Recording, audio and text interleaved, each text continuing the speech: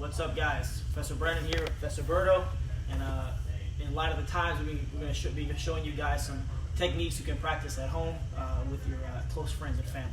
Okay, so we're going to do the fundamentals. We're going to start with some self-defense, the clinch defense here. So first, let's turn this way. Professor's going to grab me from the front over my arms here. We know this already is a bad position, and I already need to start getting my base ready. So I'm going to start backing up, getting my hips low, right? Already putting some stress on his grip.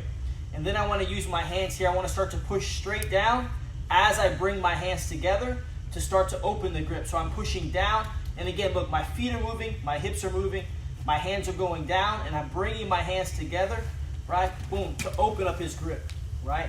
And then now I want to pummel, turn this way, on the side opposite my head here. So I can move my head to make a little space, pummel my arm underneath, and then now I'm working to get into our side clinch position.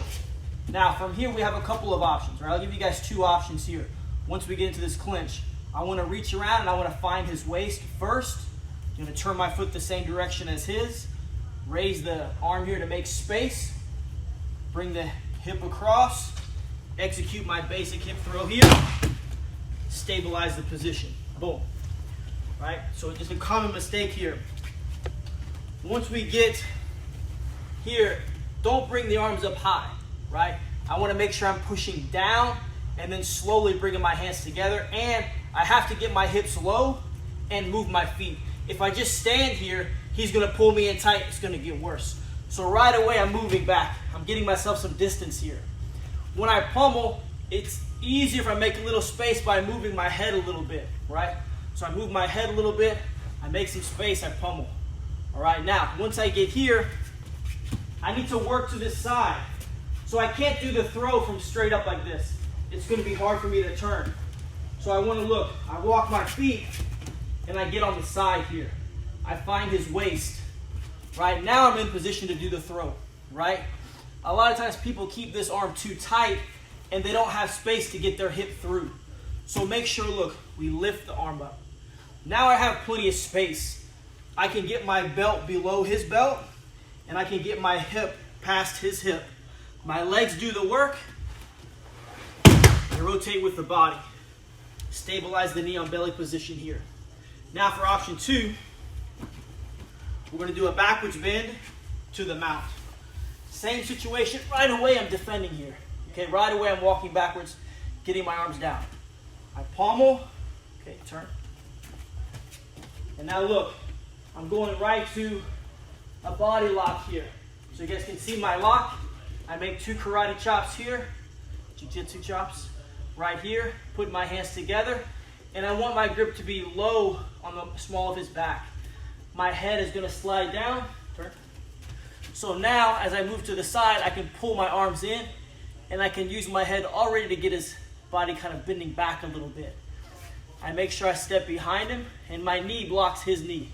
So I don't want to use my foot like this. I want to keep my knee tight. Pull the hip in, I use my head, I block the knee. As it begins to lose its balance, I can open my grip, step over, follow him down here, stabilize the mount. So I don't hit the ground hard. You can do on your carpet. All right, again, he catches me, I'm walking back, boom. Everything's the same here. So this time, maybe I want to do the hip throw, but I can't get the angle. He's moving with me. So I change, and I get my grip here. Make sure I change my feet. My head is on the shoulder. I pull the hip close. I use my head. I'm bending him backwards.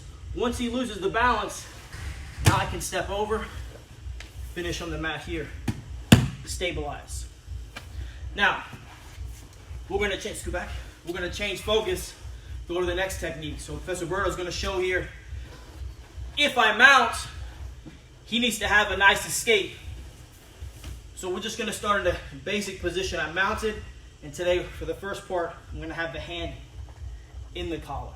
So once I have the hand in the collar, of course I have some positions that I can go to, but I'm also locked in a little bit. And you see what Professor does here. If my right hand is in, the right hand controls. He wants to catch below my elbow, so on the forearm or on the wrist, right? Second hand, he's going to use his elbow to trap my leg here, right? So now my leg is stuck. Now this hand is going to help out by grabbing the tricep or the armpit. So now I'm really locked in on one side. All he needs to do is bridge his hip high and then take me over to that side.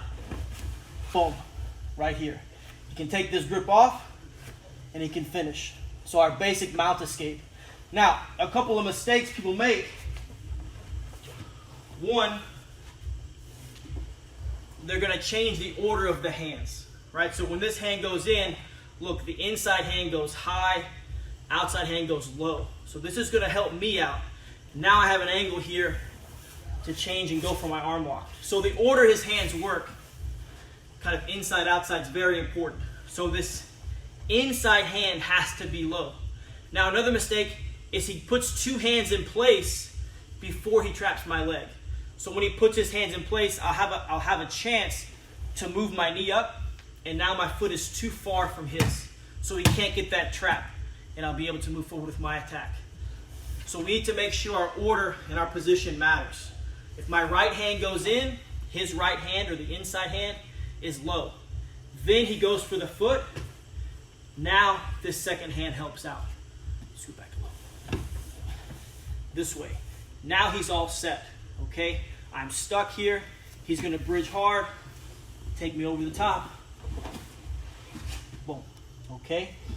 Now, when we're on bottom,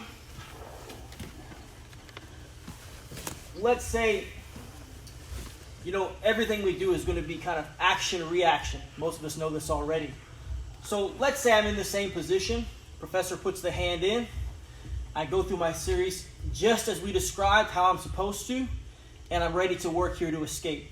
Sometimes I like to say either, he's lucky or he's faster than me, or I'm slow, right? So even though I get the position, he was able to shift his weight a little bit.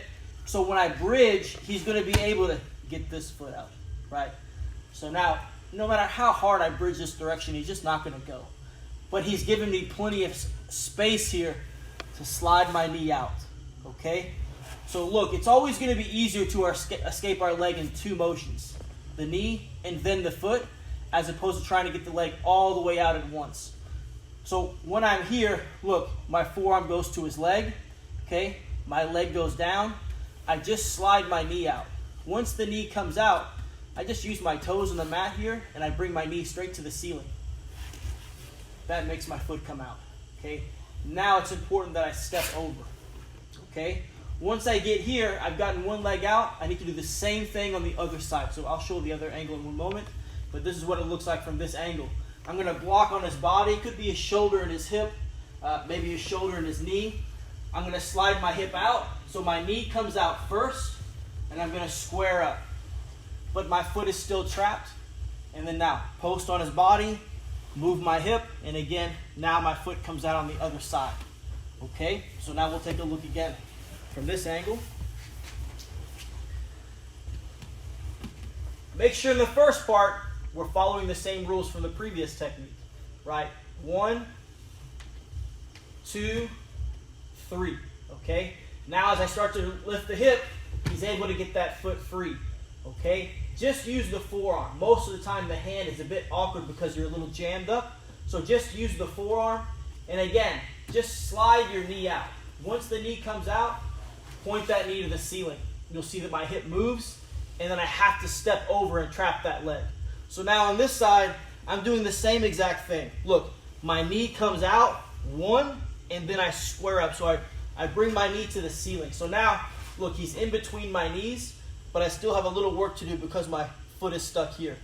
Okay, I'm going to post on him. So if he's close, I'm just going to hold my hands and look, I'm going to move my body until my arms are straight. I don't need to physically push him away.